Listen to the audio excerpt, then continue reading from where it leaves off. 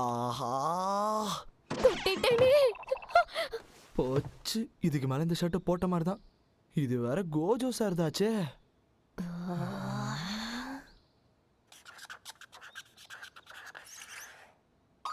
அழகான இந்த புது சட்டைய நம்ம பொறுப்புல விட்ட இஜிஜி ஒரு பக்கம், தெரியாம காஃபி கொட்டின நான் இன்னொரு பக்கம். இதுல யார் தப்பு அதிகம்? உண்டுதான். அழுத்தி தொட, நல்லா தேய்ச்சி தொட, நல்லா தேய்.